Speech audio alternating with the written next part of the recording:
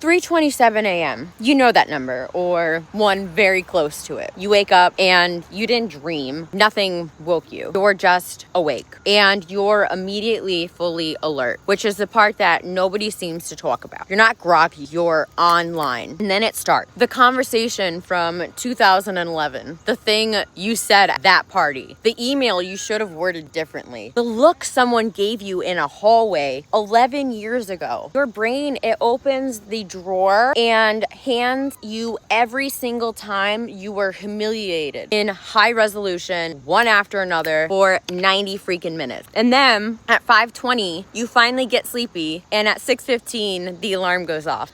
Let me tell you what that actually is, because you've been calling it insomnia and you've been treating it with simple sleep hygiene, and it is not an insomnia problem. Sleep is a safety behavior. That is the whole thing right there. Sleep is the single most vulnerable state a mammal, a human enters. You cannot fight, you cannot run, you cannot monitor, which means that your nervous system will not permit it unless it has concluded that the environment is safe. This is coming from someone who has been through all four forms of abuse: sexual abuse, physical sexual abuse, and emotional abuse. So if you grew up somewhere where night was when things happened to you, where you listened through a wall, where you got nervous by the footsteps that were coming towards your door, where you stayed half awake tracking whether the volume was going up, where you had to know which door opened, your nervous system learned that unconsciousness is a risk that it cannot afford. And it has never been formally told otherwise. Now, here is why it's specifically 3 a.m., because there's a mechanism. Cortisol has a daily rhythm. It bottoms out overnight and it starts climbing in the early morning hours to bring you toward awakening. Now, in a system with a dysregulated stress axis, that climb comes earlier and steeper. So you get a psychological surge of alertness in the middle of the night because of all of your past trauma. And here is the cruel part. Your brain does not experience that as a hormone. It experiences it as something wrong. And then it goes looking for the reason. And your brain is very obliging. It will find you 30 reasons and it will go back to 2011 to find the one. The dread comes first. The thoughts are recruited afterward to explain it. And that is why the 3 a.m. content is always about shame and never about your grocery list. Your system is scanning for social threat because social threat is what nearly killed you. I was physically and sexually abused so bad, I almost did not survive it in the hospital, okay? And here's the other half. The house is quiet. All day you have been running, managing, producing, being useful. And every one of those is doing a second job that you don't know about, occupying the bandwidth. And at 3:27 a.m., there is no task, no noise, nobody to read.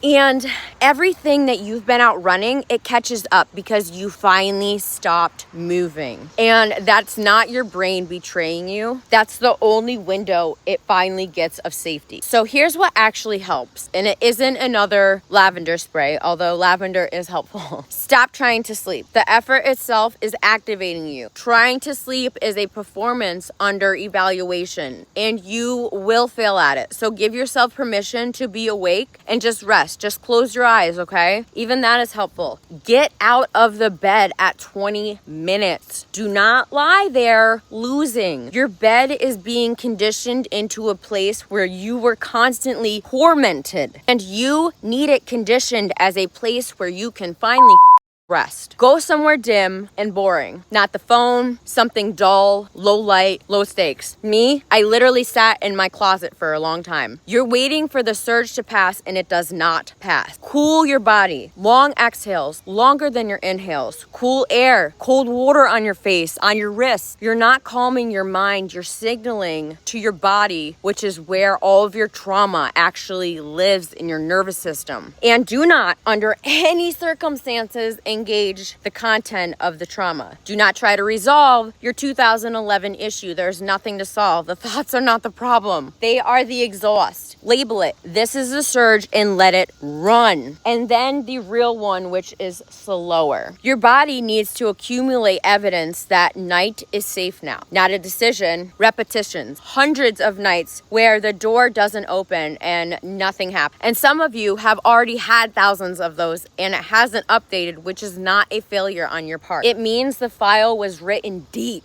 and it needs the rest of the system stabilized before it'll let go of the last watch scanning. But at 3:27 a.m. tonight, if you're up, I want you to try one sentence, honey. Not go back to sleep, go back to sleep, go back to sleep. Come on, go back to sleep. I want you to say there's nobody coming and I am just awake. Because there was a version of you who had to stay up, who laid there and listened and tracked it so she'd know. She kept watch for years and nobody ever came to relieve her. Now you, older you, can relieve her. Tell her that you've got it. Tell her the house is quiet and that it's the good kind now. She's been on shift for 30, 40, 50, 60 years and she deserves a damn break. This is why I built the site work. 131 pages, $19 to their founding rate. Link in bio. Happy healing, y'all. Bye.